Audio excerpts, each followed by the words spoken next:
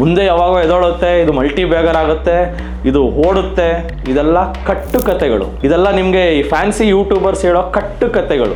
ಒಂದು ಹೇಳ್ತೀನಿ ನೋಡಿ, ಆನ್ಲೈನಲ್ಲಿ ಬಂದು 1000 ವಿಡಿಯೋ ಮಾಡಿ ಹಂಗೆ ಕಲರ್ಫುಲ್ಲು ಹಂಗೆ ಹಿಂಗೆ ಏನೇನೋ ವಿಡಿಯೋ ಮಾಡ್ತಾರೆ.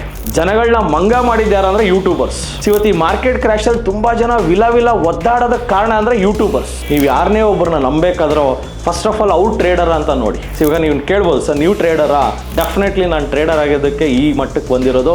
ಇವತ್ತು 6 ಬ್ರಾಂಚ್ ಮಾಡಿರೋದು, 60 ಜನ ಎಂಪ್ಲಾಯೀಸ್ ಇಟ್ಟಿರೋದು, ಇನ್ನೂ ಒಂದು 10 ಬ್ರಾಂಚ್ ಮಾಡಬೇಕಂತ ಹಠ ಇರೋದು. ನಮ್ಮಂಥ ಹಾನೆಸ್ಟಾಗೆ 24 ಗಂಟೆ ಜನಸೇವೆ, ಜನಗಳ ಜೊತೆ ಇರೋರನ್ನ ನಂಬಿ. ಬರೀ ಯೂಟ್ಯೂಬ್ ಆನ್ಲೈನಲ್ಲಿ ಬಂದು ಮಾಡೋರನ್ನ ಯಾವತ್ತೂ ನಂಬಕ್ಕೆ ಹೋಗ್ಬೇಡಿ. ಅವ್ರನ್ನ ನಂಬಿ ಇವಾಗ ನೀವು ಪೋರ್ಟ್ಫೋಲಿಯೋ ರೆಡ್ಡಲ್ಲಿದೆ. You have to blame that YouTubers.